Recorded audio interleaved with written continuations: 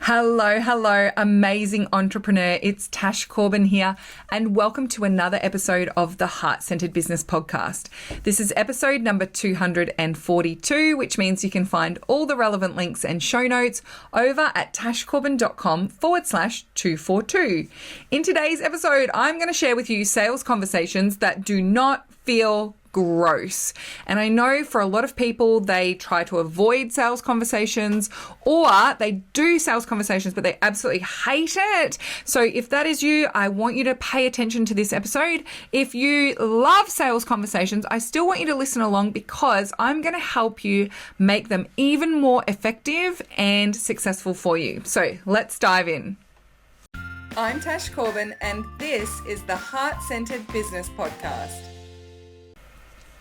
The number one thing we need to get clear before I jump into improving your sales conversations is the agreement that sales conversations are absolutely amazing. They are awesome for you. They are awesome for your ideal clients. They are awesome for your business. Sales conversations are brilliant.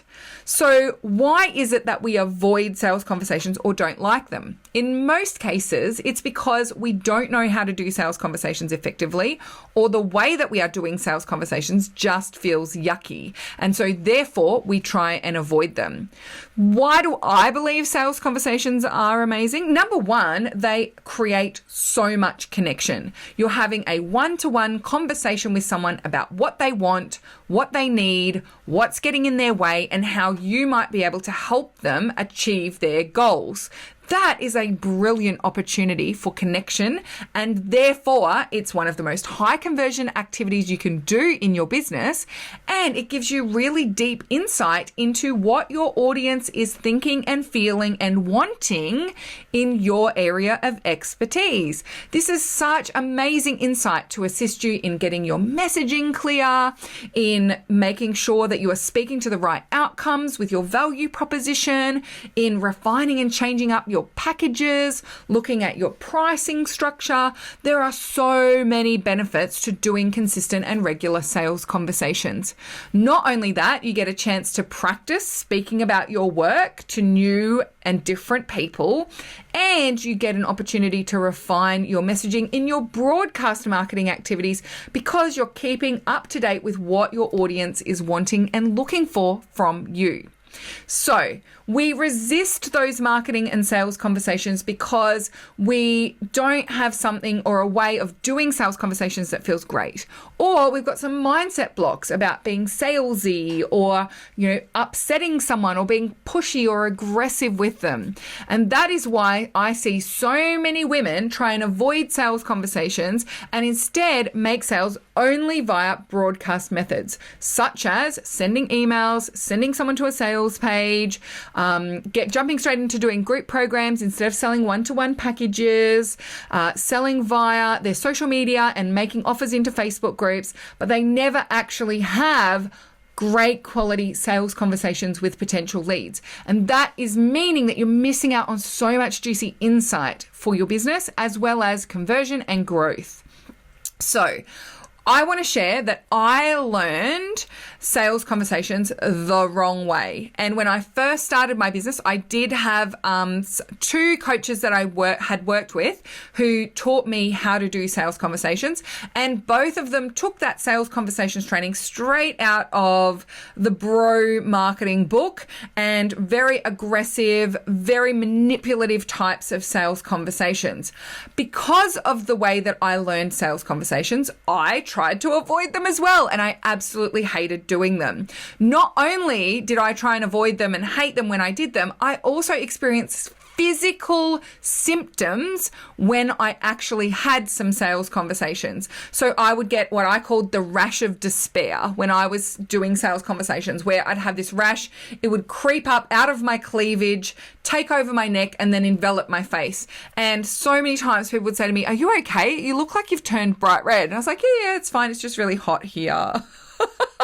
because I was so uncomfortable with the process that I was taking people through. Now, that led to me going through a significant period of time where I didn't really do sales conversations at all, unless I was doing the upsell at the end of a single session with people. And even then, when I did the upsell at the end of the single session, I mostly made sales by people saying, okay, so well, how do we keep working together? And I was like, well, the next step is my 1 month package and it's $1,000. What do you think? That was it. That was the extent of my sales conversations. I'm very lucky, however, that about 4 or 5 months into the growth of my business and starting my business, I realized that sales conversations would be really valuable for me in really refining my messaging and copy, because I was struggling to understand how to speak about the value proposition of my work in a way that really converted effectively and especially converted at scale. And so I decided to reconcile my differences that I had with sales conversations, but learn how to structure them and do them my way, in a way that felt comfortable for me. So I threw out the sales conversation structure that I had been taught, and instead I developed a sales conversation structure that felt really good for me. And I also had a little check-in with myself after every single sales conversation, thinking about how can I improve this? What bits did I miss? What happened? Why did it happen that way? And I developed something that was going to work really well for me and felt really good. So I want to allow you to tune into and give you a permission slip and encourage you to tune into when you're doing sales conversations or avoiding sales conversations. I want you to tune into how does that feel and why does it feel that way? I want you to really pay attention to that. And you might find that it comes down to one of 3 S's. Number 1 is skill. So it might be that you just don't have good sales skills. And sales skills are a bit of a non-negotiable when it comes to being an entrepreneur and having your own business. So is this an opportunity for you to improve your skills in doing sales conversations? Number 2, is it an issue of structure? You don't have a structure that feels like it works effectively for you, that guides you and your ideal client through that process so that it feels like you're ticking the boxes that you need to tick along the way, and you're getting to the point where you're pitching and feeling confident and comfortable doing that. Sometimes it's a structure issue. And then the 3rd S is shady. It's just a shady practice that you've been taught and it's not aligned to your values and you don't want to do it. And that is totally cool as well. So I'm going to go through these 3 S's with you and give you some advice on how to address these depending on what the combination is for you. So number 1, skills. There are 2 ways for you to grow your skills in sales conversations. Number 1 is learn sales skills from people that you trust and you love their sales processes. So many women in the Takeoff program are in there because they want to learn how to sell the way that I sell, because the way that I sell really resonated for them. It felt very comfortable and empowering, and that's what they want to learn in their business as well. So learn some sales skills from people that you trust. There are lots and lots of sales mentors out there. The number 1 piece of advice I would give you is, before you sign up to learn selling from any of these people, go through their sales process. So if you are signing up to learn sales conversations with someone, I want you to ask them if you can have a quick chat about working together and see how they make you feel in that sales process. Tune into what's coming up for you when you're being sold to. Sign up for their newsletter and see the way that they treat you when you are a lead in their business. You might also like to unsubscribe from their newsletter and see how they treat you when you become not a lead in their business. I've unsubscribed from some things, and I can tell you the way that the unsubscribe was worded was absolutely manipulative and really gross. And that actually helped me make the decision, I don't want to actually stay on this person's list. I'm not coming back ever again, because that was really gross and I didn't like it. So learn sales skills from people that you trust and go through their sales process. Listen to their podcast, or get onto their mailing list, or follow them on social media and see what happens in that process. Even just sliding into their direct messages or sending them an email and seeing how you are treated will tell you a lot about the types of sales strategies that that person employs and how they're going to teach you to make sales in your business as well. So that's number 1, learn skills from people that you trust. Number 2 is practice. You build skills by practicing. You aren't going to just jump into doing sales conversations and be brilliant at it from the very start. It's going to take some practice. It's going to take some tweaking and refining, and also just learning how to find the words that work for you. Your words are not going to be the same as my words. And the reason for that is because we have different voices, we speak differently, we have different topic areas that we're helping people with, and that is actually a good thing. You want to sink into sales conversations that feel like really comfortable conversations for you. Therefore, you're going to need to find your words, and that comes with practice. So that's the first S, is building your skills. Second S is structure. I'm going to give you a really simple structure to a sales conversation, and I'm going to explain why each of those elements are part of that sales conversation so you can see how empowering that structure can be. So for me, when I'm doing sales conversations, my basic structure is first and foremost to connect with the person. So when we jump on a call, I don't just go, okay, so we're going to talk about whether you want to join the takeoff program or not. No, I ask them where in the world they are. Tell me a little bit about your business. I want to understand a bit about that person and have some form of connection with them. And I just keep that nice and brief, and I make sure in that connection, I make sure we have a shared understanding of what we're talking about. So I might say, how are you going today? I will talk about what's going on for me. I've just got back from a walk with my dog, or I've had a busy day today with appointments. I'm really glad I got a chance to speak with you.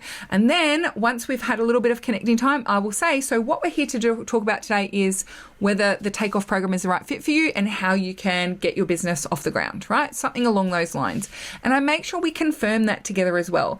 Some people can jump into a sales conversation with you and assume they're going to get a free coaching session first. It's a discovery call or whatever it might be. So I want you to be really clear on the structure of what's going to happen today. What's going to happen in this call is we're going to do this, yeah? So you can give people some insight into how it's going to unfold so everyone's on the same page. Number 2 is qualifying. And this is where you learn how to ask really good questions. Qualifying is the process of working out what that person needs and whether that is something you can actually deliver for them. And this, I think, is where a lot of sales conversations let you down, especially when you're learning that more aggressive sales strategy, that more sort of dialing up the pain points and all that kind of stuff in the sales process. It's not about understanding whether it's the right fit for people or not. It's about helping the person to see that it is the right fit for them, regardless, right? So I approach this very differently. I'm on a journey of discovery with the person that I'm speaking to. I'm not on a journey of discovery of how to sell this thing to that person. So I say to people all the time when I'm talking about takeoff with me, I say, I'm not going to pressure you into buying it. I want us to work out whether it's the right fit for you or not. And I genuinely want to do that in that sales conversation because I'm not interested in pitching takeoff to people who it's not going to help. I'm not interested in selling to people who I don't think are a really good fit, and I'm not going to enjoy the process. They're not going to enjoy the process. I'm not going to help them get the outcome. They're not going to get the outcome. If there are any red flags coming up for me, I want to know about them in the sales conversation. I don't want to just push all of those down and make the sale at any cost. And I think that that's where some of those more masculine, aggressive, pushy sales conversation structures can make it really difficult for us because they do tend to silence the other person and only get them saying yes to you. Get 10 yeses and therefore you'll make a sale. That's not how I do these things. So in the qualifying process, I'm asking really good questions about what that person wants, why they haven't been able to get that before, what else have they tried, what worked, what didn't work for them, what do they think is going on. And I will often also ask people for a bit of information about their business, what their income level is, what works for them, what have they tried in the past, all of those insights into what's going on for them so I can get a really clear picture of whether this is just going to be the same as what they've done before, whether there's going to be something different here, and also what stage of business they're at so I can accurately diagnose what their challenge is going to be and how they're going to get the most value for money, either from working for me or from getting support from someone else. So that qualifying process really does make up the majority of the sales conversation for me. Once we've done that, and I feel like we're on the same page, I really understand what's going on, I will have a confirmation section of my sales call. So in that confirmation section, I'm just making sure I've understood accurately and that we're both on the same page.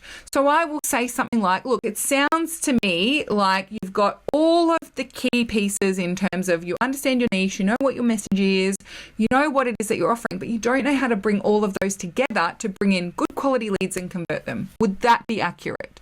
So I'm just confirming and giving my expert diagnosis of what I can see and see if they agree that that diagnosis would be accurate. In that confirmation, I also confirm what it is that they're looking for. So I will say something like, and it sounds to me like if you could get a little bit of hand-holding and direction on this piece and a step-by-step process for that piece, that you'd really feel like you'd be able to get that momentum, achieve your income goals, and be able to do it in the 20 hours a week that you've got limited to in terms of how long you can work in your business. Does that sound like I've got it right? So I'm saying these things and I'm confirming these things just to make sure that we are on the same page and I've confirmed. Then the third thing I might confirm, and it's usually a 50-50 as to whether I feel like this is necessary, but sometimes I will also confirm what the time frame is. So, you've got a bit of a deadline as well that you're on maternity leave and you really need it to be making $4,000 a month by the time March rolls around. So I will also confirm that time frame as well, just to make sure we're on the same page about time frames. If we haven't discussed time frames in the qualifying section, I make sure that I ask that question about time frames. So what are you thinking in terms of how quickly you need to get this up and running? What income level are you looking for and by when? And if I don't have confidence that we're going to be able to do that, I will be really clear about that. Okay, well, that sounds like it's a really quick growth trajectory that you're looking for. You don't have an ad spend or any team members that you can bring into it. So you're relying on completely organic strategies. Is that right? Yes, that's right. Okay, well then I'm not 100% sure that that goal is actually achievable. And I'll be really honest with people about it. So in that confirmation section of the sales conversation, we are being really upfront and honest with each other. We're getting on the same page and I am confirming the value proposition that this person is looking for and when they're looking for it by. So it's a really important part of the sales conversation. And then and only then, when I have that confirmation, I know that we're on the same page. We've agreed on some kind of time frame and what would be an appropriate goal and an appropriate time frame that I would be comfortable with and that they would be comfortable with. Then I make the offer. And I usually make the offer through the lens of a recommendation. So my words are, well, here's what I would recommend. Blah, blah, blah, blah, blah, right?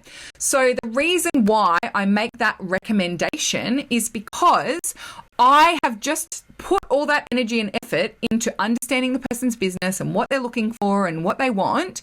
If I then say, well, here's my offer, then it actually disconnects from what we've just done. So I make it as a recommendation. This is what I would recommend for you. And sometimes I'm recommending a program. Sometimes I'm recommending VIP. Sometimes I'm recommending that they go and work with someone else. Here's what I recommend. You need to actually hire a team member first. And the way that you need to do that is blah, blah, blah, right? And this is what I would recommend for you. So I would make those recommendations and I make them based on my understanding of that person that I've just got from this sales conversation. That means that when I do make that offer, when I do make that recommendation, I'm very confident that it's the right fit for them. Which also means that when I say or ask, how does that sound? I can be confident and quiet and listen to their response without being really attached to them thinking it's the same thing. Yeah? Because that's my recommendation. If that recommendation is not what is the right fit for them, or it's not what they are able to afford, or it doesn't fit into their timeframes, or they don't have the capacity to do that right now, we can talk about that. But I made that recommendation with confidence. And that's often where, for people who aren't adding structure to their sales conversation, when they do the pitch of what the offer is, they're doing it blind. They haven't done that qualification. They haven't done that confirmation. And so they're just basically saying, here's my pitch, without really having that shared understanding that the thing I'm pitching is going to help you achieve the goal that you actually want to achieve and address the challenges that you are facing. So that making that offer and asking and being quiet happens only once I've got the qualifying and the confirmation and I'm clear and confident that I'm making the right recommendation for that person. So my next stage is the offer and ask. So I'll say, here's what I recommend, a simple recommendation. I don't go into all the details of all the inclusions and bonuses and all that kind of thing. I'll just say, here's what I recommend. I recommend the takeoff program is going to be the right fit for you because it will give you this, we'll be able to do this, and you'll get that. So what do you think about that? And I ask the question, what do you think? Now, sometimes I will say the price and the investment up front. Sometimes I'll just confirm that they actually want to do it, right? So I'll say something like, well, my recommendation is that we actually work together for 4 months and we meet every second week. And in that time, we're going to do A, B, C, and D. How does that sound? Yeah, that sounds really good. How much, Tash, is usually the question that I get asked. Or they'll say, yep, that sounds really good. I'll say, okay, so the investment for that is X. How does that sound? So I'm offer, ask, yeah, recommend, ask. So when I ask the question, how does that sound? My words, it might be different words for you. I then am quiet. Shush. Offer, ask, quiet. If any objections or challenges come up, I will refine as needed and then I close. And in the close, I tell them what's going to happen from here. So it's a really simple structure. You've got the connection and introductions, qualify, confirm, offer and ask, and then refine and close. That simple structure has really helped me, and I've built that based on my experience and practice doing sales conversations that feel really comfy for me. Now, the final S is shady, right? And there are often some things that we are told we need to do in sales conversations that make us feel really gross, and that is why we're avoiding them. So in terms of shady, I just want to give you a couple of key tips here. Number one, no means no. If someone says, no, I can't afford that right now, that is not an opportunity for you to then convince them of the value proposition. If they don't see the value proposition in it through the qualifying and the confirmation process, and when you present the payment, the investment, they say, oh, it's really out of reach for me, you can always say, there is a payment plan. Do you want to talk about that? If they say no, no means no. Yeah. So that's something that's really important to me. I always make sure that I respect the no. And I know that for other sales conversation strategies and teachers, they don't teach that. But for me, that's really important. It's an issue of consent and rape culture. It's an issue of gaslighting and making women unsure of what their decisions are and making them doubt themselves. So for me, it's a very important, and it is a matter of principles and values that I respect the no. Number two, I do not dial up people's fear or pain in that process. You can see in there, I don't say imagine 6 months from now, if you haven't solved it, and your children still don't get to spend any time with you, how is that going to feel? I don't do any of that in the sales process. It's none of my business. And I just think it's very manipulative, and it doesn't actually add to that process or empower people in that process in any way. Number three, I don't use pressure tactics or false scarcity. So I don't say there's only one spot when there's more than one spot. I don't say you have to sign up in the next 24 hours if you want it, if they don't have to sign up in the next 24 hours. And I don't apply any pressure. If someone says, I need to talk to my partner, I'll come back to you, I'll say, no problems. When would you like me to follow up? I don't say, oh, I thought you were an independent woman who made empowered financial decisions on your own. I don't in any way, shape or form create any pressure, make any false scarcity, or make people make a decision there and then on the call, because I don't like doing that. Therefore, it's another matter of principle and values for me. And then the final tactic and the final thing to think about when it comes to the shady stuff is just ask the question, is this sales conversation empowering for them?